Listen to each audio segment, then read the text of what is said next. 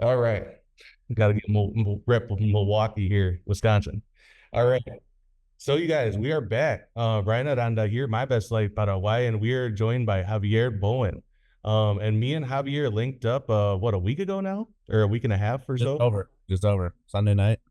Yeah, about a week and a half ago, you guys. And um we kind of met randomly, right, through family connections. But Javier was down here for a few weeks, right? 3 to 4 weeks. 3 weeks. 3 weeks. Okay. Yeah, you guys. So Javier was down here, yeah, 3 weeks, and he had linked with his biological family.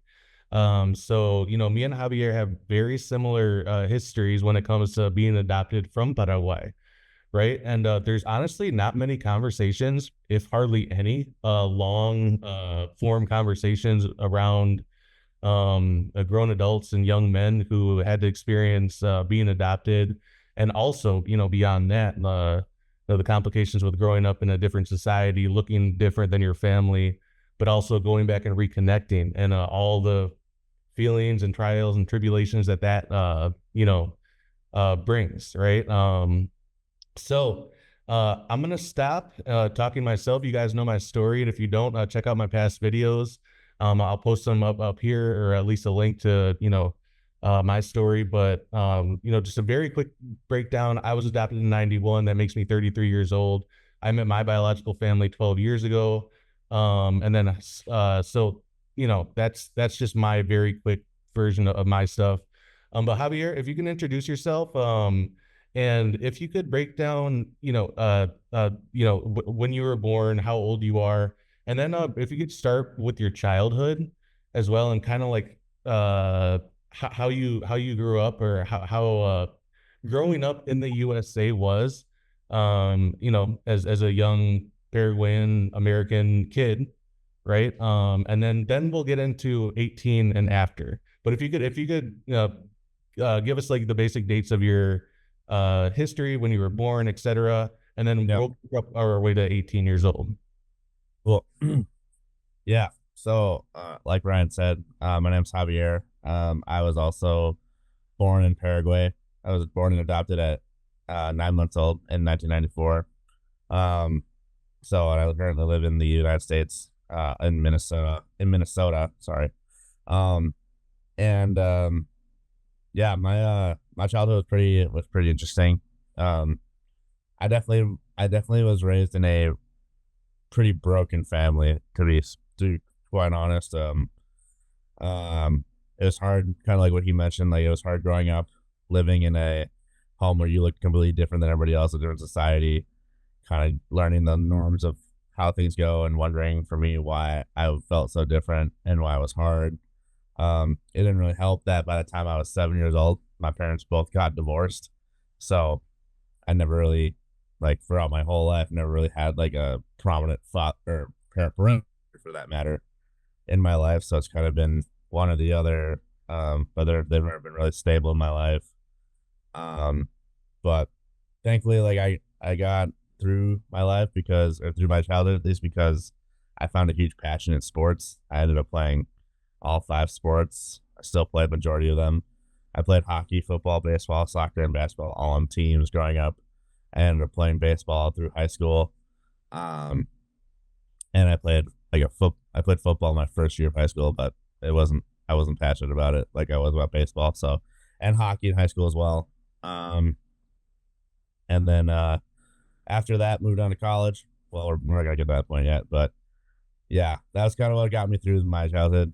And that was my big those were the things that, for me, that were really valuable and thing that I clung to at the time, because you know having a family that was rough around the edges at times, and essentially, like, kind of forced their whole own agendas on you, and made you kind of just believe what you were taught, was the way that I was raised. And I will say that I don't believe anything that they taught me now. So, but we'll continue that in a second. Yeah. No, I appreciate your honesty. Really, truly. And and a big part of my channel, you guys, is to be honest, right? And that's exactly why a lot of my stuff is not always glamorous when I talk about my past either. But this is exactly what I want to have a year on, because he's a no BS kind of guy. You know, we linked and we chatted for a few hours, and we even went live. I'll post that live as well up here. So if you guys want to check that out. But it just real quick, what year were you born? 1994. 94. Okay, so that makes you 30, right? 30. Okay. 30 years old. Okay, so yeah, me and Javier are very close in age. I'm 33, he's 30. So it was around that time period in Paraguay that I've mentioned before in my videos that there are a lot of us, you guys, a ton of South American babies, but in particular Paraguay, right? At the end of the dictatorship, there's a lot of hardship before the country kind of got rolling again. Life was very hard on Paraguayan women, which I've mentioned. Just very conservative society. Divorce was illegal. Infidelity was illegal.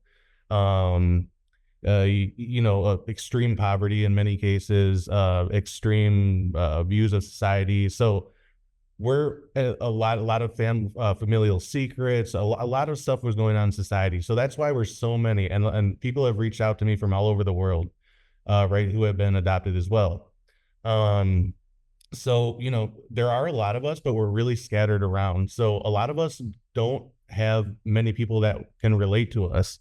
So that's why, like, when I connected with Javier, my story was a little bit different, but there's certain elements that we certainly have in common, right? Especially, we'll tackle into a little bit of that because I don't want to move on quite to adulthood yet, but I went through the same things. Um, I've certainly went through the same things myself of, self-identity struggle is huge for us. You feel like you don't belong anywhere. You feel like Latinos who look like you in the States don't understand you. Your own white family does not understand you. Um, you know, and so you're always struggling to find acceptance, right? Uh, and that's something that continues into adulthood too, right? And like in my case, like I've dedicated more than a decade now to learning the culture, the language, being down here in Paraguay, but I still struggle with this stuff, right? So it's like I always say, like this is why Hollywood really kind of pisses me off sometimes when like they cover adoption stories because they'll bring you up to the point where you meet your family, it's hugs, it's this and that, and then it just stops, right? But our lives don't stop um when we meet our families, right? And not all of us are even blessed to meet our families. And Javier, if you want to touch on that, your mom, your biological mother passed, right? Yeah. So if you could speak on that a little bit, and also if you could explain your ink as well, if you'd like to. I mean, yeah.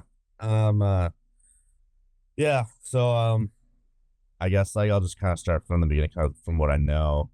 Um, I know. So my mom originally she had me when she was 25 years old. I think she was in school at the time.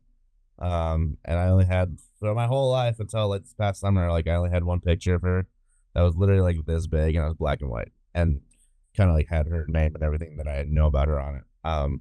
But I never really, you know, I guess like at the time of my life growing up, felt this massive desire yet that I wanted or was ready rather to pursue an opportunity to try and find and meet her.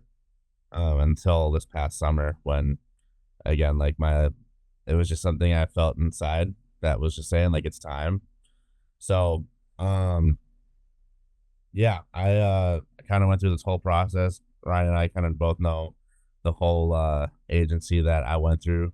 Um they're a pretty solid agency. Like they did a lot for me. They'd helped me a lot in a lot of ways. But yeah, they did a lot of they essentially did a lot of the work for me.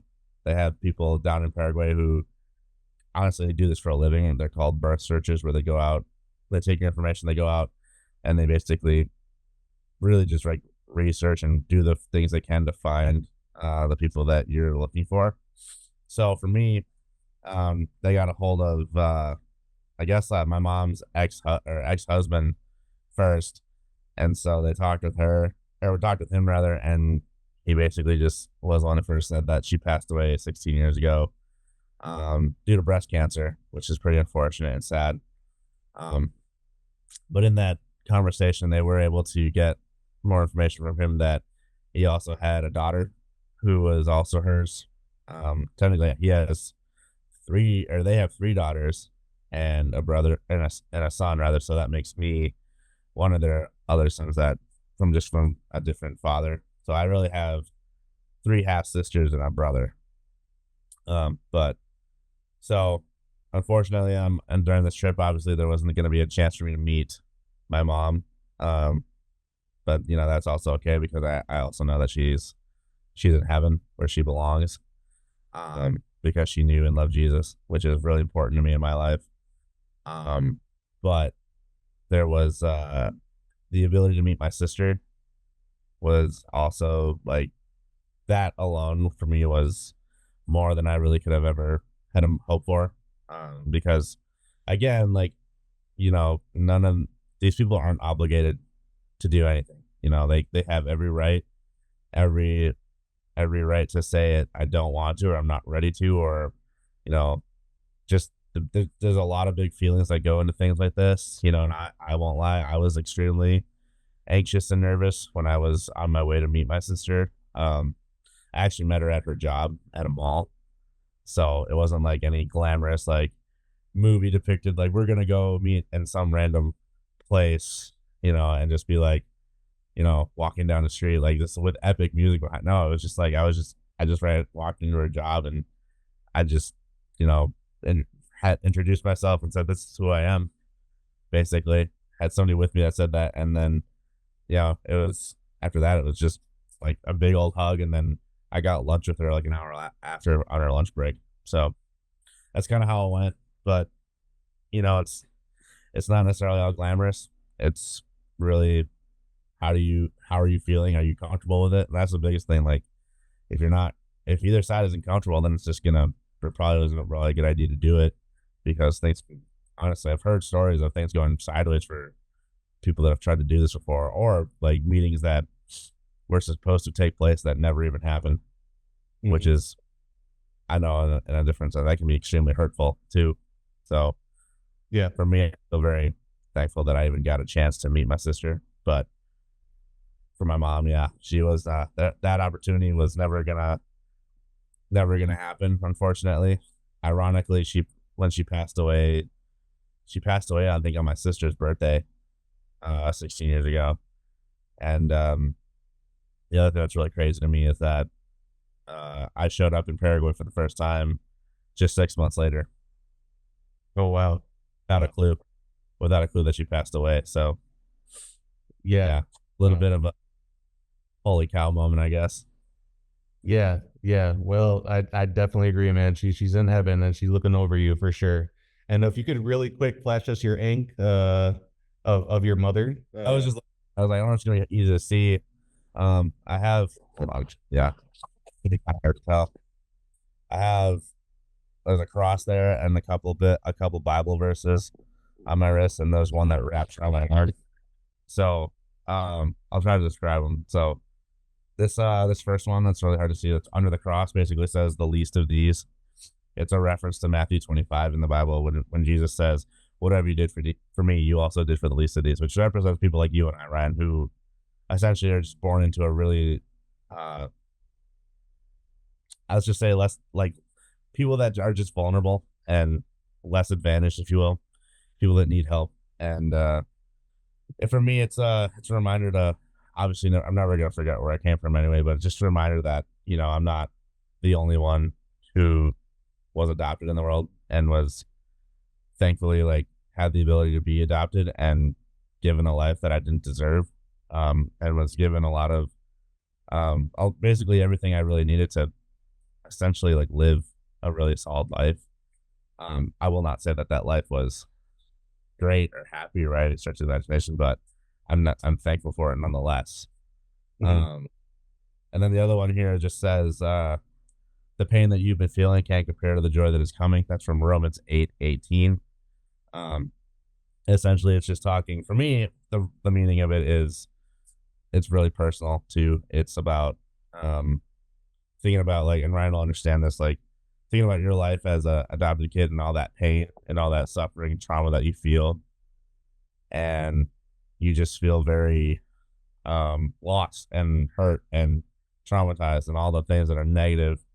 But for me, I found a lot of my hope and faith in Jesus when I was 21. So the ending of this is you can't compare to the joy that is coming. And ultimately, that joy is talking about heaven and the truth of heaven because I know Jesus and because he knows me. You know, I know where I'm going to end up after I die. And that heaven ultimately is going to be so much better than anything on this earth that we could ever imagine. And that's because that Jesus promises that. And for me, that's the reminder that one, I know where I'm going, but two, I know where my mom is. And then the third thing about this tattoo is that it's hard to tell, but it's kind of surrounded by flowers all the way around it. So I guess that's hard to tell, or hard to show rather, but um, it has her birth flowers, which are marigold and cosmos. The cosmos and marigold ironically represent death, pain, and suffering and loss, which is pretty significant because of the fact that my mom passed away before I got to meet her. But then this one, a prime example right here, this is a daffodil, one of the few that are on here. There's another one right there. The daffodils are my birth month and of March, and they represent life, rebirth, and hope. And to kind of have them all tied together, it's a significant reminder of there's a lot of pain, a lot of loss, a lot of hurt in my life. There's also a lot of hope and joy and a lot of good things that I still have a lot to be thankful for. And ultimately, they're tied by this Bible verse, which ultimately it starts at the base of the cross here. I don't know if you can see that. There's a cross right there. But it starts at the base of the cross, which is the root of all things for me. Like Jesus is the root of all things. And so to be able to have that reminder, knowing that even in that pain, that Jesus still overcame all that for me and for you and everyone in the world who chooses to follow him, like for me, that's all I really need to just be content and happy. Um, and I also wanted it to wrap around my arm because, and I actually ironically saw this at the airport when I was leaving to come back to the US. Usually, like when you're a child and the kids are going crazy and they're running down the hallway, like it's natural for your parent to want to like naturally grab your arm really quickly so they pull you back so that you don't like get too far away from them. And for me, I had it wrapped around my arm because it's my significant reminder that now that I know where my mom is and I know like what happened to her and I know a little bit more about her, the tattoo signifies that she's always grabbing me around the arm. She's always holding me close, and that I don't have to worry about being so far from her anymore. I know exactly where she is. Yeah. Wow, man. That's very special, you guys. Uh, that's yeah. A ton of thought went into that. And I really like that. I know that everybody who watches this is not going to be religious or even maybe even spiritual, but like for Javier, a lot of his guiding principles go off of his spirituality and religion, right? And that's why he also vibes really well when he comes to Paraguay, because as I mentioned, we're the fourth most Catholic country in the world per capita, and so like here, like everybody knows about Lord and Christ, and so it was special for him to be here. Am I correct? When you came, Yeah. I'm sure that element of you seeing churches everywhere. People probably told you all the time, "Que Dios te bendiga," right? Oh, God bless you, like probably constantly. I'm just guessing, right? Because that happened to me all the time. It still happens to me. Mm. Um, and so like, I know what you mean by that. But also, it it you know, so safer for my case, as some of you may know. I did actually meet my biological mother. Unfortunately, we do not speak though. That's a decision of mine. I've tried over and over and over again to have a healthy relationship with her, um, but it just didn't work. But I just want to mention that there's 10,000 situations that can go down if you go down this path of reconnecting with your biological families, right? You may have family members who are here or that are not, or that live different lives than you kind of built up in your mind, or that maybe you try to have a healthy relationship with, but it doesn't play out that way. Like in my case, I have a really great relationship with my sister down here. And I imagine that you want to build upon meeting your sister as well. Yep. As always, too, it's two people, so it takes both sides to want to continue something, right? Oh, Yeah, yeah. yeah. Okay, so if you want to mention anything more about your childhood, anything that you think is relevant. Otherwise, we kind of keep this going, for and bring it into your adulthood and then your time here. Yeah. No, we can move on. Okay. Yeah. So you graduated in Minnesota, and then when did you end up moving to Texas? I did Texas. I went down there for a little bit to figure out if I wanted to move. Mm. Oh, so So you're currently in Minnesota. I'm in Minnesota. Yeah, I'm back and forth between the places, but I'm still rooted in Minnesota. But I have like a lot of connections, and I've had a place in Texas a couple times to live and whatnot. So, but I'm basically rooted in Minnesota. So it's kind of a whole kind of confusing deal. But yeah, Got you. Are you in Minneapolis in the Twin yeah, Cities? I'm outside of Minneapolis. Got you. Okay. Okay. All right. So now, you currently do private security, right? Mm-hmm. Then that's definitely something that you could continue down here. It might take a while to get the connections to be able to do that, but that's Right. certainly something you could continue down here and say in some capacity. Yeah, and I know that you laid out nicely, kind of how you went about meeting, and then the program he's talking about, guys, that he utilized that helped him out is the ties program. I mentioned that them in my first video. If I'm gonna give you my honest opinion about ties, I like the work that they did with Javier on an individual level. I really like that. If I'm gonna be honest, I really don't care for the like tourism aspect. It's kind of a lot of money, and me personally, I would dedicate a lot of that money to getting residency and trips personally. But I know that a lot of people do their kind of tourism thing. There's here in Paraguay, they come down once a year, and you have to go at the time that they are hosting this stuff. I want to say it's like $6,000, maybe 7,000 by now. And you're here for about a week, and then you have to reach out to them, and if you want to like meet your biological family and coordinate that with them, but that's a separate thing, right? Which is what Javier did. So yeah.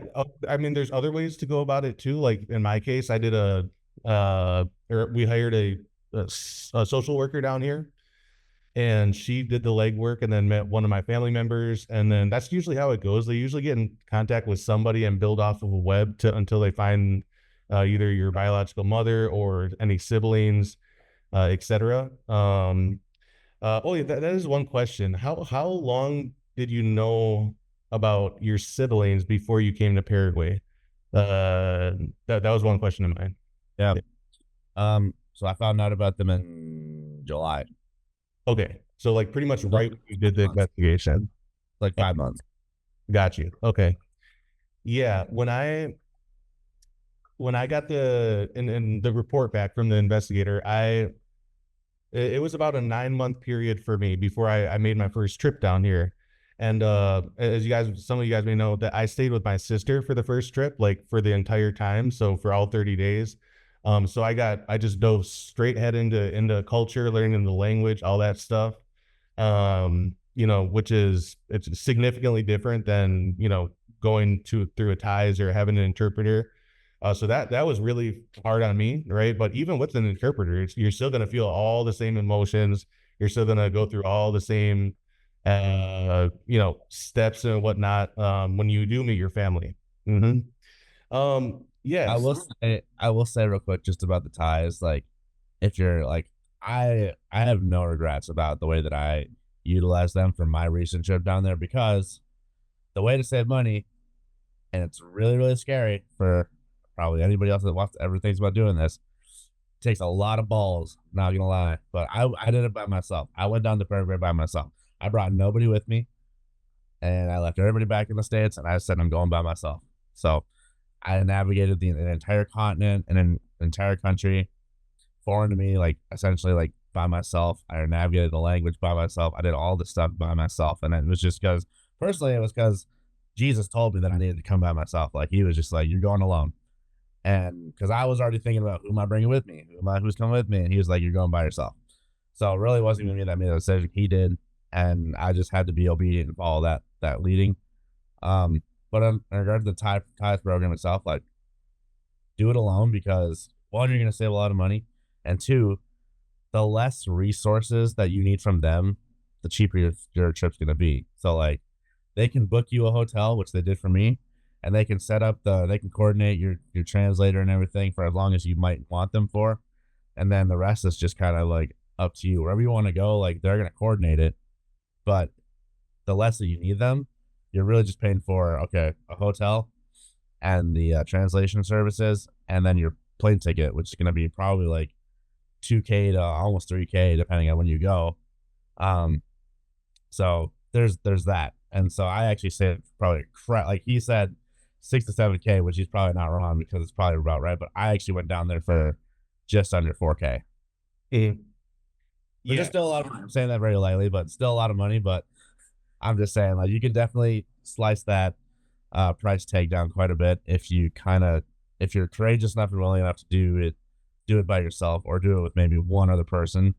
And look at it, he's drinking Tay right now, which is like the freaking drink of Paraguay, Mm. Paraguay. So anyway, but yes, it's um that's what I did, and so that in that regard, yes, like the ties was very very helpful in helping me coordinate what I was gonna do. They got me a shuttle to and from the hotel when I was going home and coming to Paraguay, um, and they got me shuttles when I did my day trip or 2 day trip across the country to Iguazu Falls and back. So other than that, yeah, they were really helpful, and I didn't really need a whole lot from them when I was in Paraguay. So that's what I'll say about them. That's wonderful, man. Honestly, I didn't know all the intricacies of what they can do on an individual level.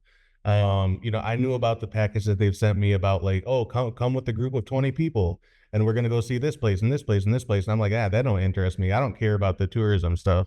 Like I was like you. I came down here by myself every single time until my buddy and my dad only visited me or came with me the last couple of years. But like the first 10 trips, I definitely did by myself as well. So and it's special, man. I think that it's hard, but it's special and it's really rewarding, because you don't have somebody over your shoulder that you have to worry about their emotions and what Yep. they feel and what they think about what's Yep. going on in the present. You can just be your full self.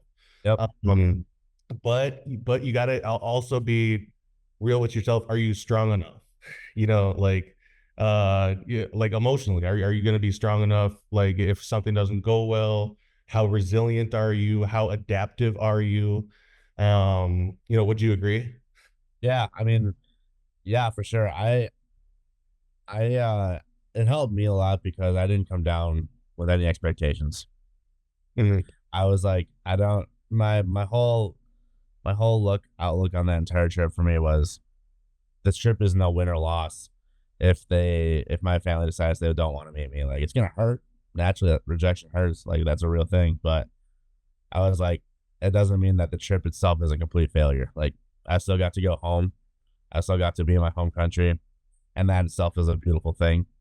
So I didn't put any like honestly, it's really hard to describe like that, but I didn't put any major weight on like my family being the end all be all. Like it wasn't like this needs to happen, and if it doesn't happen, everything's gonna be an absolute waste. Like it was a waste of money, this and that. I didn't put anything on that because I knew that um ultimately God wanted me to be home. He wanted me to be in my home country, regardless of if I was gonna meet my sister or not, or whether I was gonna meet extra family or not. He just wanted me to be home, where I'm from, and again, I just trusted him and trusted what he was telling me to do, and that's the beauty of having a personal relationship with Jesus is that it's not just a bunch of rules and guidelines. It's like him actually leading your life, and as long as you like follow him in that, then it's always going to be good.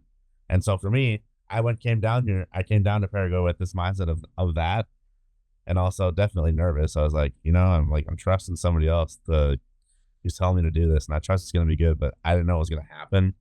And I was very much weary at times, especially on those long flights when you're stuck in the air and you're like, the one, you're like, you're not turning around, and two, you're basically just like, there's no turning back. And the next step is just continue to move forward until you get to where you're supposed to be. And having a lot of time in the air to think about, you know, this and that. For me, it was a lot of writing. I did a lot of praying. I did a lot of listening to music. I listen to a lot of worship music. I don't even care what people think about that. I love Jesus so much that that's just what I listen to. So it was just one of those things where I was emotionally, I'm preparing my heart for whatever God was going to show me, whatever was going to teach me down there. And like I said, I had that really low expectation of anything.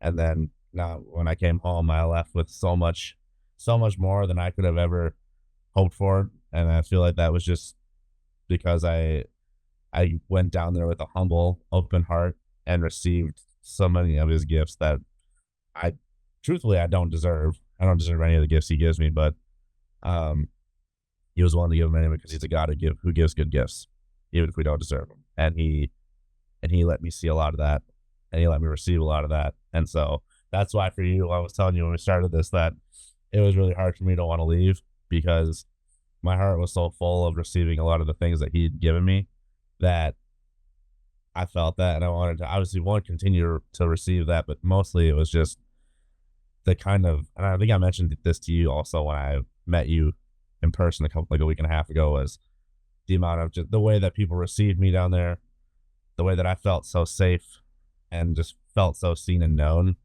Those are things that I've always struggled with here in the United States. Like it's just been something that I don't feel very much. So like to go to a place I've never been in 16 years and then half people I don't know suddenly just swarm and just be like, holy cow, like welcome, we're glad you're here, and all this stuff was, it was eye opening in a really, really powerful and beautiful way. Yeah, absolutely. Paraguay's an incredibly special place, you guys. There's a certain, I mean, hospitality for foreigners, but especially if they know that you're from there. I mean, it's almost like an unconditional love they have for you, right? I mean, yeah, you have to be a good person and all that to maintain that, obviously, and to receive that. But it's unparalleled in the world, even, and even in Latin America, right? So, and because of that, I mean, you're considering, living there if you can make it possible as a younger man, but certainly as an older man, like to live there and retire there, correct? Yeah. Yeah, Yeah. yeah. So, I guess that brings into a bigger conversation, like, I bring up cost of living all the time, which is, yeah, I mean, it screws us over. uh, you know, the dating situation's better in Paraguay. It's more hospitable, weather's nicer, etc. Right? But there are deeper reasons too that we want to move abroad as well, especially for people like us in our situations. It's a sense of belonging, right?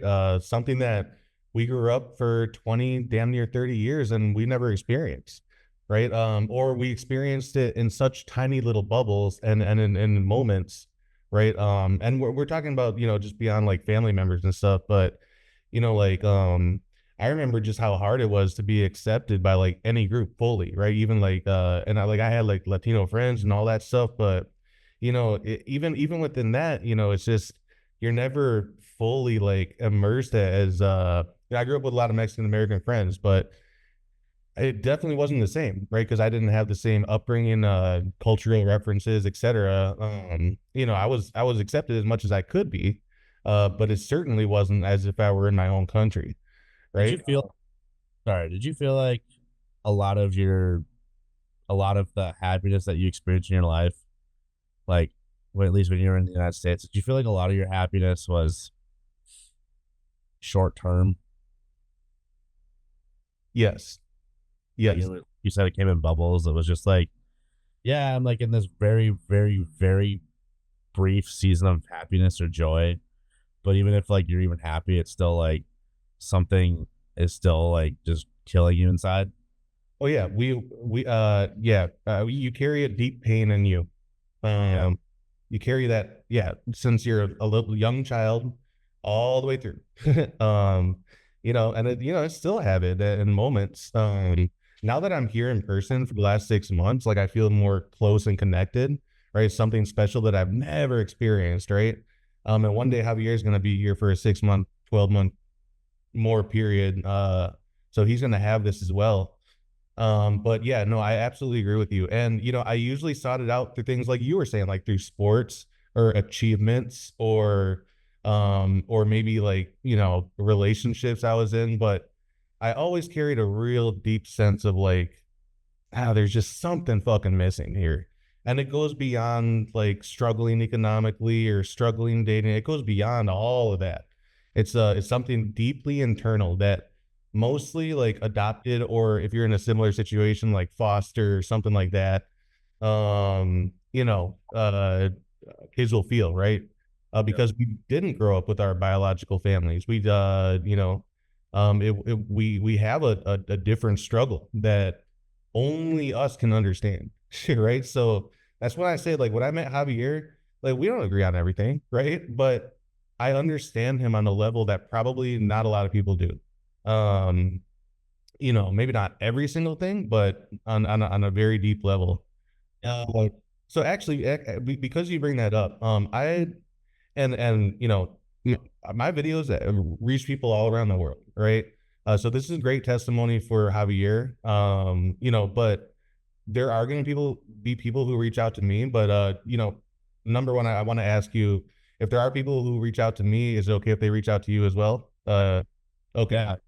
Throw my social links in this. You can add them later Yeah. on, but yeah.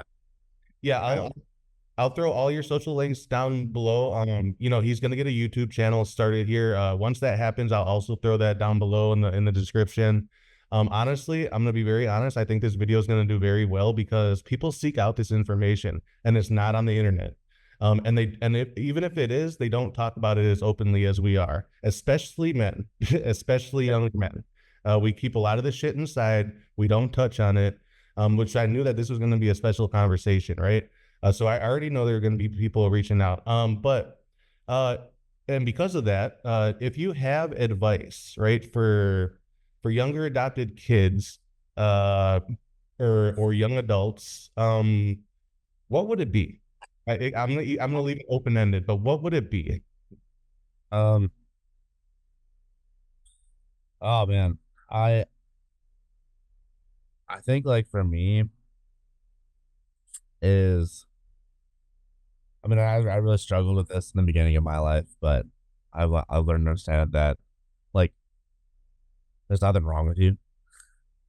Like there's nothing wrong with you. Like I've had people say this to me a long time ago in the past because I didn't understand it fully, but like people will tell you, they might tell you that like there's a reason like your parents didn't want you. This and that's a lie. Like don't ever listen to that nonsense.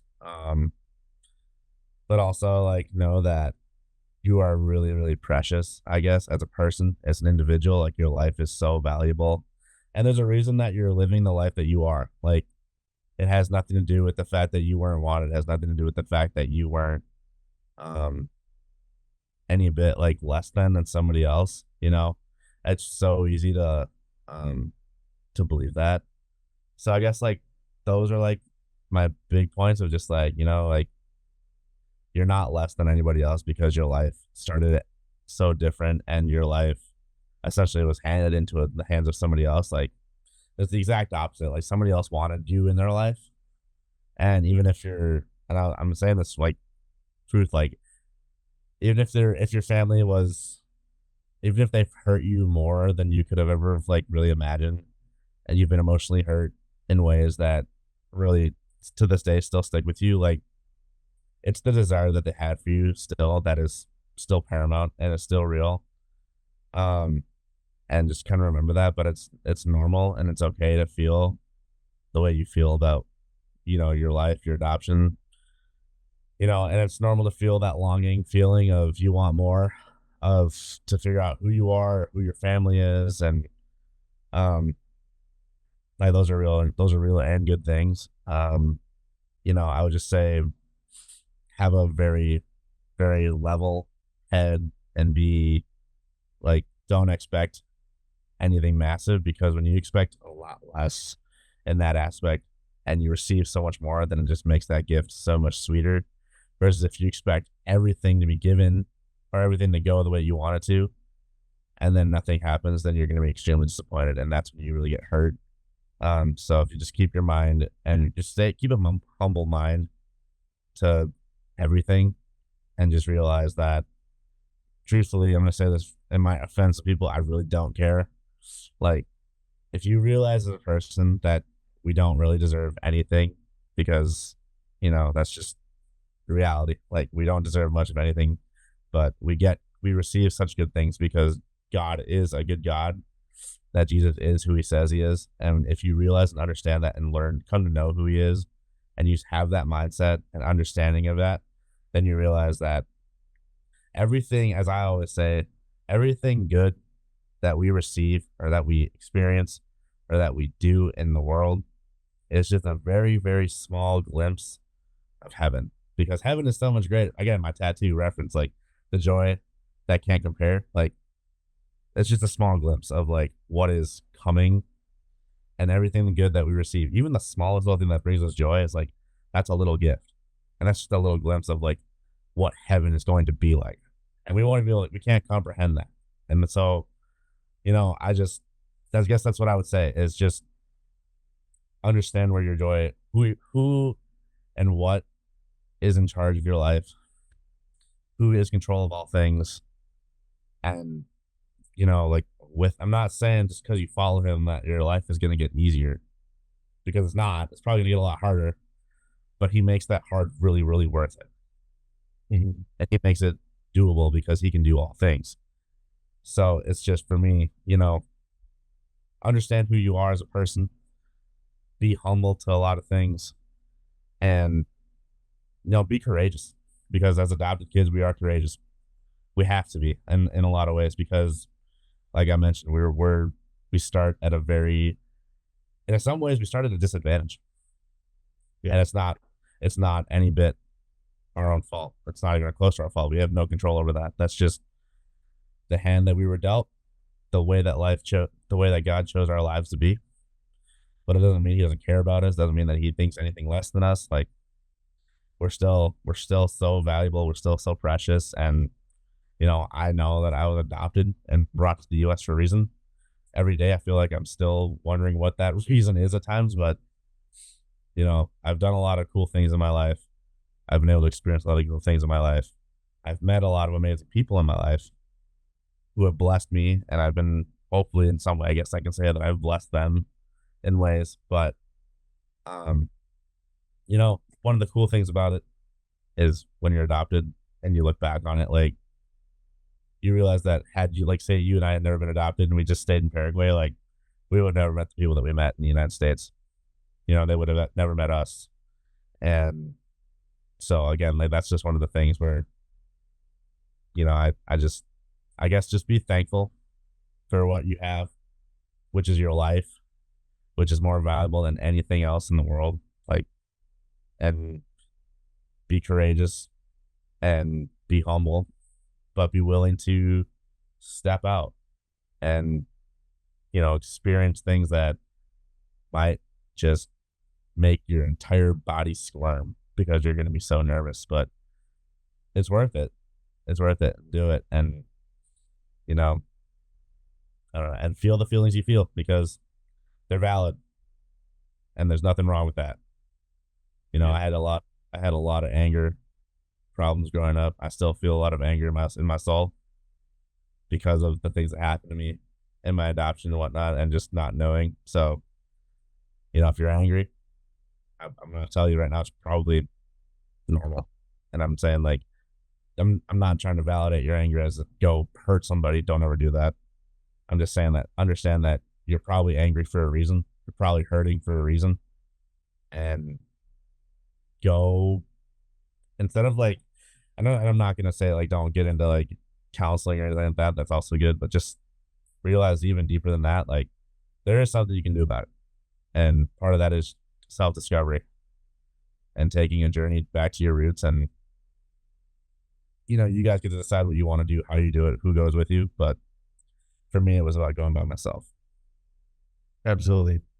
Yeah, I love everything you said. I don't even know how much I can add on that.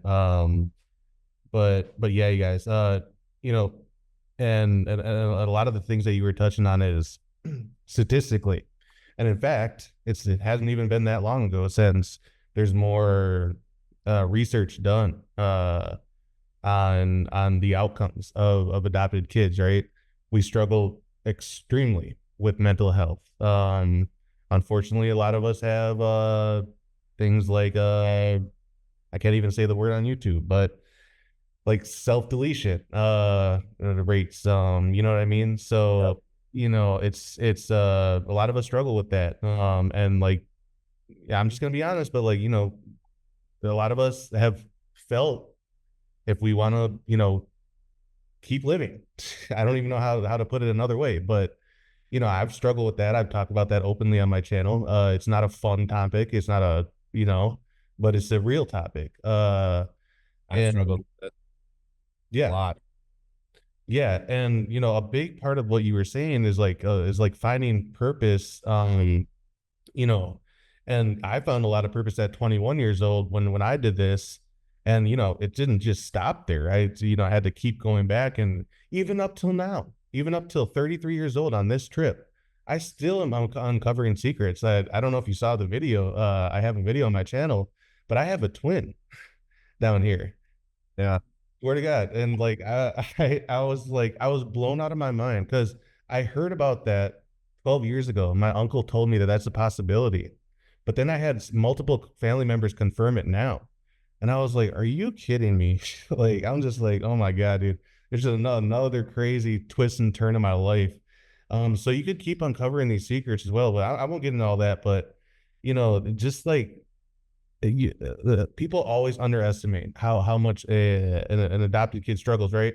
And a big thing that when we were growing up, right, and this goes beyond adopted kids, but this is like a lot of people of color will tell us like just be more white or whatever, not white, but like act more American or just blend in more or color doesn't matter or just be more American, you'll just fit in more or whatever. I'm like, what the fuck kind of advice is that? Like, you guys don't understand. Like, you can't just like erase your past, the way you feel and the way you look.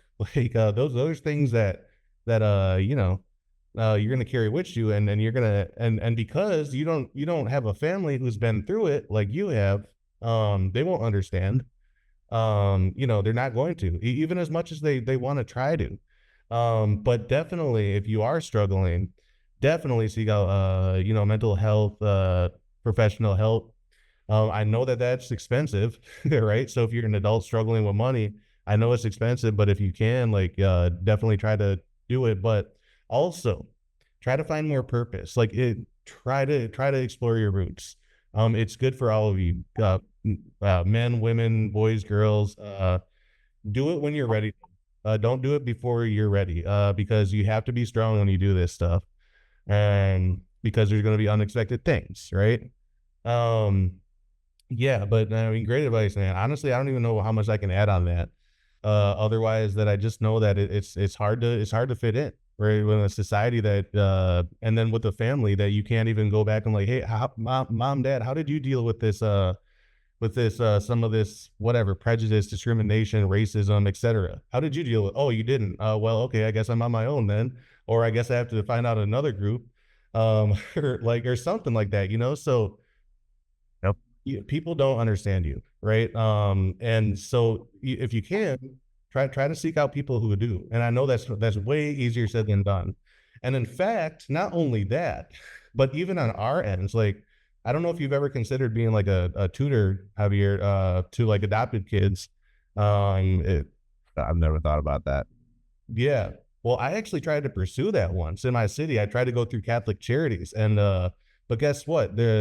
I had like something on my record from here, like a, I don't know, uh some stupid charge. It was whatever, some nothing shit, right?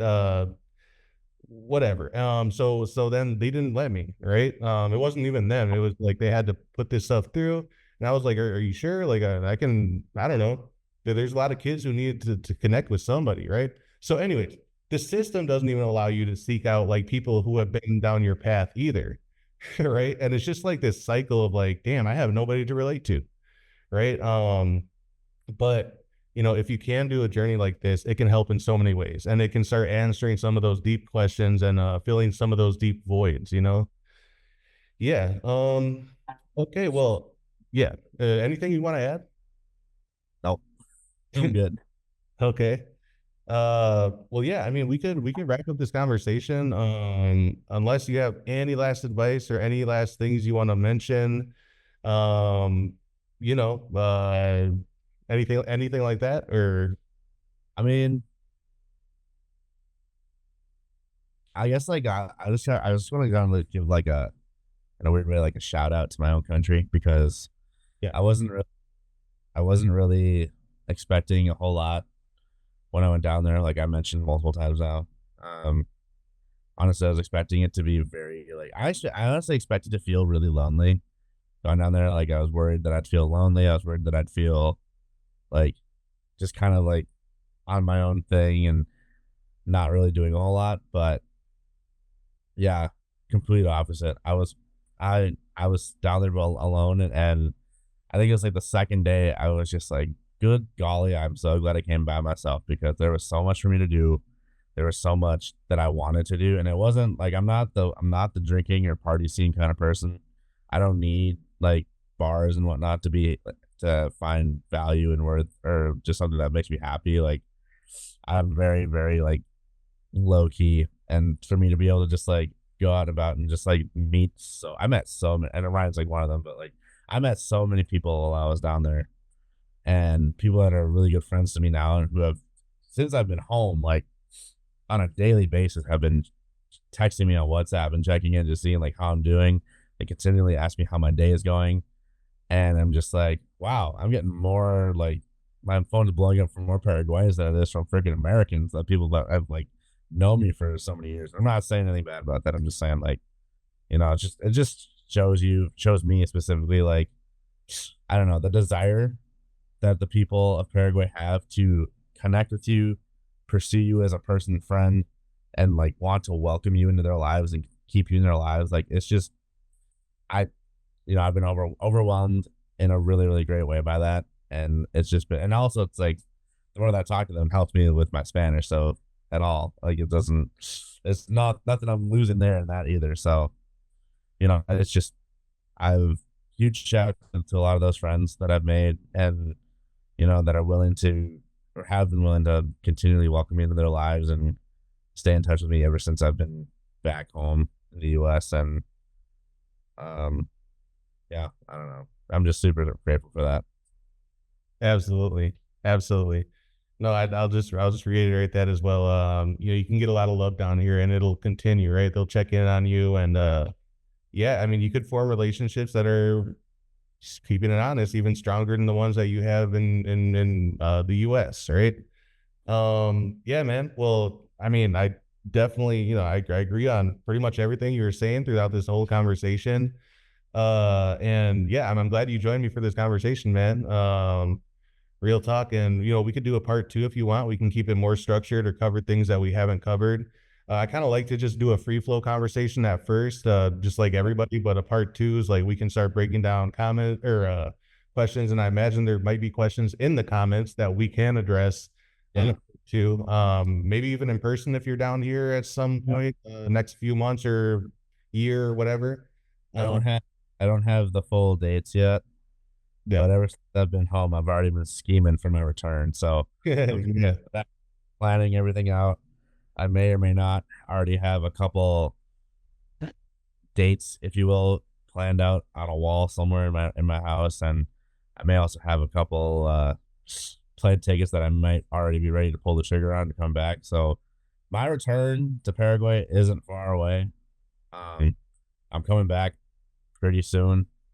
I might have to stop. I have some friends in Brazil that I've had for a while that I didn't incorporate that a lot this past trip, but I'm gonna try and incorporate it on this coming trip. So I'm gonna come down, probably spend some time with them, and then make my way out to Paraguay from there. And then, you know, I haven't decided. I'm the part that's hard right now is deciding if I want to just do the one-way ticket and not have a return ticket.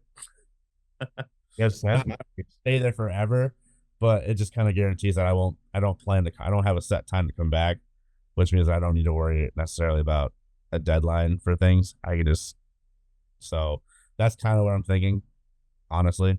I think you're the first person I've even told that out loud. So whoever watches this is going to learn about that too. But otherwise, yeah, I have some dates that I'm looking at right now. And so obviously I'll keep you in touch when I decide when I pull the trigger on when I'm coming home. Yeah, absolutely. One question I forgot to ask you: did you get your cedula, your national No, ID? we were, I think they were so close, but it wasn't ready by the time I left. Okay, but So, are you are you able to pick that up next time, or?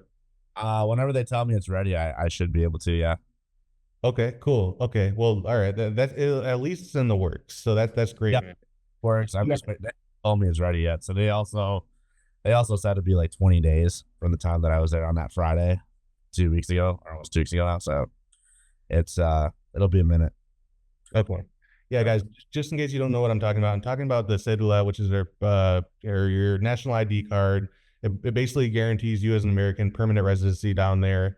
If you're in our case where you have a birth certificate, whatever, familial ties, etc. So that's what I'm talking about when I asked them that. Um, yeah. Otherwise, man, yeah, great, dude. I'm glad to hear your projection and shit. I mean, we'll link up as, I plan on being here mostly in 2025, but if for some reason I'm not, then whatever. I wish you the best, and I mean, we'll definitely do a part two, especially Yeah. when we start seeing some comments below and what people want us to cover, maybe. So guys, let us know what questions you have that we can cover in a part two here. Otherwise, I think that this is a good conversation, man. That's not had enough between people in our situation. So thanks, my man. We're gonna finally close this down. Again, this is Javier Bowen, living in Minnesota, adopted from Paraguay. I'm Ryan Aranda, also adopted from Paraguay. This is My Best Life Paraguay channel. Once Javier gets his channel going, we'll link it down below in the description. Otherwise, besides that, I'll get all his socials down there in the description. So yeah, we're gonna wrap this up, and thanks for watching, you guys, especially if you got watched to the end.